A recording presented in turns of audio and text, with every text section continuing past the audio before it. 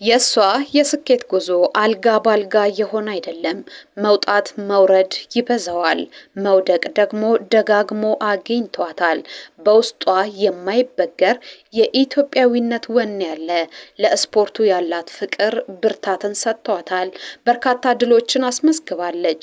ገና ብዙ ይቀራት ነበረ። ገመኔ ማሚቴ ትባላለች። በውድድር ሜዳ ላይ የምታሳየው ስልታዊ የሩጫ ጥበብ ብዙዎች ይወዱላታል። በመጨረሻ ሰከንድ የምታሳየው ፍጥነት ደግሞ ተስፋ ያለመቁረጥ ምሳሌነቷን ያረጋግጥላታል። በደጋፊዎቿ ዘንድ ልዩ ክብርና አድናቆትን አትርፋለች። ከግል አትሌቲክስ ጥረቷ አልፋ በዓለም አቀፍ መድረክ አንጸባራቂ መሆን ችላም ነበረ። በኢትዮጵያ አትሌቲክስ ዘርፍ ላይ ያላት የበላይነትን ለማስቀጠል ትልቅ ስራ እየሰራች ነበረ። አሁን ያለንበት ጊዜ ይህ እንቅስቃሴዋ ይህ ሩጫዋ ግን በድንገት ተገቷል። ምናልባት ለቀጣዩ 6 ዓመታት በሩጫው ዓለም አንመለከታትም። አትሌት ገመኔ ማሚቴ ቱኑኩ ትባላለች። በጸረ አበረታች ቅመም ወይንም በዶፒንግ ምክንያት 6 ዓመት ከምንም አይነት ስፖርታዊ እንቅስቃሴ እንድትርቅ ቅጣት ተላልፎባታል። አትሌት ገመኔ ላይ ጊዜያዊ እገዳ ነበር የተጣለባት።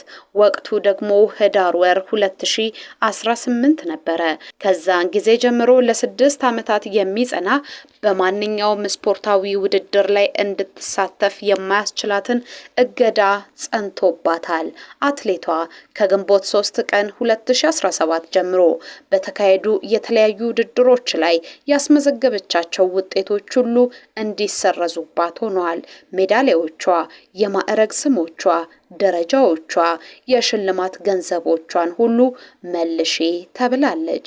እጅግ አሳዛኙ ነገር ከሩጫው ስፖርት ለ6 ዓመታት የመራቋ ነገር ነው። ለመሆኑ ይህቺ አትሌት ማናት? ከዚህ በፊት ያስመዘገበቻቸው ድሎቿስ ምን ይመስላሉ? ለምን ቅጣቱ ተላለፈባት? በዝርዝር ከምትሰሟቸው ጉዳዮች መካከል አንዱ ነው። አንድ ጥያቄ እንጠይቃችሁ። በዚህ የሩጫ መረጃችን ላይ የምታስታውሷቸው አትሌቶች ይኖሩ ይሆን? እነሱን መጥቀስ ትችላላችሁ። መረጃችንን ቀጥለናል። አትሌት ገመኔ ማሚቴ ቱኑኩ በረጅም ርቀት የሩጫ መስክ ላይ ትታወቃለች። በተለይም በማራቶንና በግማሽ ማራቶን በዓለም አቀፍ መድረክ ትልልቅ ውድድሮች ላይ ሮጣ አሸንፋለች። የግል ስሟ ገመኔ ማሚቴ ቱኑኬ ትባላለች ብለናቸዋል። ጥር 6 ቀን እንደ ኤሮፓያን የዘመን አቆጣጠር 1978 ነው እየተወለደችው። በውድድር ዓለም ላይ ትልልቅ ውድድሮች ላይ ተካፍላለች። በዓለም አቀፍ ዙሪያ በተካሄዱ የጎዳና ላይ የሩጫ ውድድሮች ላይ በመሳተፍ ድልን አስመዝግባለች። በተለይ በፈረንሳይ በአውሮፓ በተለያዩ ከተሞች ላይ ውጤት ያጣጣመችባቸው ናቸው። የፓሪስ ማራቶንን እናንሳ። 2011 የተካሄደ ነው። ሁለተኛ ደረጃን ይዛ አጠናቀቀች። የብር ሜዳሊያን አሸነፈች። የሙኒክ ማራቶን ላይ በ2008 ተወዳደረች። አንደኛ በመውጣት የወርቅ ሜዳሊያን የግሏ አደረገች። የሬምስ ማራቶንን እናንሳ። 2009 የተካሄደ ነው። በፈረንሳይ ሬምስ ከተማ የተካሄደ።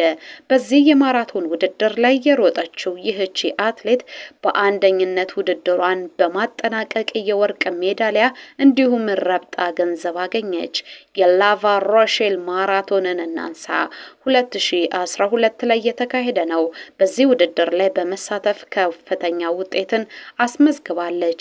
ይህቺ አትሌት ገመኔ በሮጠችባቸው የሩጫ መስኮች ሁሉ ጥሩ የሚባሉ የግል ሰዓቶችን ማስመዝገብ የምትችል ጠንካራ አቋም ያላት አትሌት መሆኗንም አስመስክራለች። የሩጫ ህይወቷን የጀመረችው በአፍሪካ ጎዳናዎች ላይ በተለይም በኢትዮጵያ የገጠር መንደሮች ውስጥ ነው። ከዛ ፈታኝ ህይወት ውስጥ ወጥታ ራሷን ለከፍተኛ ድል ያበቃች ሲሉ ብዙዎች ያሞካሿታል። አንድም አይዞሽ ባይ ሳታገኝ በባዶ እግሯ ሮጣ ለጫማ መግዣ ገንዘብ እያጠራት ራሷን ለድል አበቃች። በችግር ውስጥ ሆነው አይዞሽ ያሏትን ቤተሰቦቿን ጭምር ለመደገፍ በቃች። ግን ምን ያደርጋል የኢትዮጵያ አትሌቶች እድለኞች አይደሉም። በማናጀሮች ጫና መውሰድ የማይገባቸው መድኃኒት ይወስዳሉ። ስለ መድኃኒቱ እውቀት የላቸውም። ምን ማድረግ እንዳለባቸው ከማናጀራቸው የሚነገራቸውን ሰምተው የተሳሳተ ውሳኔ ይወስናሉ። ይህቺ አትሌትም በዚህ ህይወት ውስጥ ያለፈች ይመስላል፣ ግን ተሳስታለች። ስፖርት የሚመራው ተቋም ደግሞ ስህተትን ሳይሆን ህግን ብቻ ነው የሚከተለው። ገና እያበበች የነበረችው ይህቺ አትሌት ለ6 ዓመታት ከየትኛውም ስፖርታዊ እንቅስቃሴ መሳተፍ አትችም ሲል ነው የከለከላት። በ2000ዎቹ አጋማሽና በ2010ዎቹ መጀመሪያ አካባቢ የሴቶች ማራቶን ሩጫ ላይ ፈርጦና ነው የመጣችው። ጽናትና ጥንካሬዋ ተፎካካሪዎቿን የምታሸንፍበት ብቃት ብዙዎችን ያስገርም ነበር ማለት ቀላል ነው። ለዚች አትሌት ይህ ሆኗል። ለ6 ዓመታት ያክል በየትኛውም ስፖርታዊ እንቅስቃሴ አንመለከታትም። ምን ተሰማችሁ? ኮሜንት ላይ ጻፉልን። ግን እሷ የመጀመሪያው አይደለችም። ከዚህ በፊትም በርካታ ኢትዮጵያውያን አትሌቶች በጸረ አበረታች ንጥረ ቅመም ተጠቃሚነት ተከሰው እገዳ ተጥሎባቸዋል። እነማን ናቸው ካላችሁ እንነግራችኋለን። አትሌት ሳሙኤል አባተ ዘለቀ ይባላል። ሌላኛው ቅጣት የተከናነበው አትሌት ፀሐይ ገመቹ በያንም አንደኛዋ ናት። አትሌት ህብስት ጥሩነህ ደግሞ ሶስተኛዋ የሀገራችን አትሌት ነች። በተመሳሳይ ወቅት የጸረ አበረታች መድኃኒትን ወይንም ንጥረ ነገርን ተጠቅመው ከውድድር መድረክ የተሰናበቱት። ከአትሌት ሳሙኤል አባተ እንጀምር። ዘመኑ 2023 ነው። ፌብሩዋሪ 29 በተካሄደው የሩጫ ውድድር ላይ አትሌት ሳሙኤል አባተ ዘለቀ ሮጠ። ይህ የሮጠበት መስክ በአሸናፊነት ያጠናቀቀው ነው። ከ2 ዓመታት በኋላ ግን ጉድ መጣ። በዚህ ውድድር ላይ ጸረ አበረታች ቅመም ወስዶ መሮጡ ተረጋገጠበት። የስፖርት ማህበሩ ዘራፍ አለ። በጩኸትና በማስፈራራት ብቻ አይደለም የተወው፣ እሱንም የ2 ዓመት ቅጣት እንዲበየንበት አደረገ። ይህ ውሳኔ እስከ 2026 ድረስ የሚዘልቅ ነው። አፕሪል ወር ላይ ይጠናቀቃል ተብሏል። ሌላኛዋን ኢትዮጵያዊት አትሌት እናስታውሳት። አትሌት ፀሐይ ገመቹ በያን ትባላለች። በተደረገላት የባዮሎጂካል ፓስፖርት ምርመራ አበረታች ቅመም መውሰዷ ተረጋገጠ። ይህ የሆነው ኖቬምበር 30 2023 ነው። ከዛን ጊዜ ጀምሮ እስከ 2027 ድረስ የሚዘልቅ ለ4 ዓመታት የሚቆይ ከየትኛውም ስፖርታዊ ውድድሮች ላይ የመሳተፍ መብቷን የነጠቀ ውሳኔ ተላለፈባት። ይህቺ አትሌት እያበበች ነበረ። በማራቶኑ ፈርጥ መሆኗን አስመስክራ ነበረ። ግን ጸረ አበረታች ቅመም በመውሰዷ ከሩጫ ህይወቷ ተገለለች። ስለ ሶስተኛው አትሌት እንንገራችሁ። አትሌት ህብስት ጥሩነህ አስረስ ትባላለች። በቻይና ሀገር በተካሄደው ውድድር ላይ ምርመራ ተካሄደባት። በወቅቱ ጸረ አበረታች ቅመም መጠቀሟ ተረጋገጠ። ለ2 ዓመታት ከማንኛውም ስፖርታዊ እንቅስቃሴ ውጪ ተደርገሻል ተባለች። ውሳኔው መቀበል በውዴታ የሚገኝ ሳይሆን ግዴታ ነው። ተቀበለች።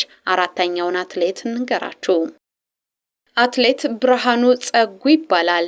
ለ4 ዓመት ነው ይህ አትሌት የታገደው። ወቅቱ ደግሞ መስከረም 15 ቀን 2019 ነው።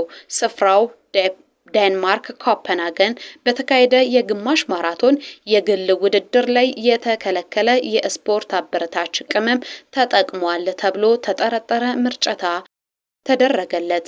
በተደረገለት ምርመራ እና ማጣላት አትሌቱ በግሉ በተሳተፈበት ውድድር ላይ የተባለውን ኢፒኦ ማለት የተከለከለ አበረታች መድኃኒት መጠቀሙ ተረጋገጠበት። መስከረም 15 ቀን 2019 ጀምሮ እስከ 2023 ድረስ ለ4 ዓመታት የሚቆይ ከየትኛውም ስፖርታዊ ውድድር ገለልተኛ የሚያደርገው ብያኔ ተላለፈበት። እሱ ማለትም ይህ አትሌት የቅጣት ማቅለያም ቀርቦለት ነበረ። በእንደዚህ አይነት ጥፋት ውስጥ አለመገኘቱ፣ ከዚህ በፊት መልካም ስምና ምግባር ይዞ መገኘቱ ቅጣቱን እንዳቀለለለት አድርጓል። ግን ከአንድ አትሌት ላይ 2 ዓመት፣ 4 ዓመት፣ 6 ዓመት መነሳቱ ቀላል አይደለም። የእድሜ ለውጥ አለ። ውድድር ቴክኒክና ጊዜ ውስጥ የሚከናወን ነገር ነው። በዚህ ሁሉ መሃል እነሱ ቅጣት ላይ ናቸው። ቅጣታቸውን ይቀበላሉ። ከ6 ከ4 ምናልባትም ከ2 ዓመት በኋላ ዳግም ይመለሱ ይሆን? እኛ እንመለከታለን። መረጃውን እንዲነገርናችሁ። ቅጣቱ ተመጣጣኝ ነው? አትሌቶቻችንስ ምን ማድረግ አለባቸው? እናንተ ለአስተያየት እንድትሰጡበት የተውንላችሁ ጉዳይ ነው። አበቃን።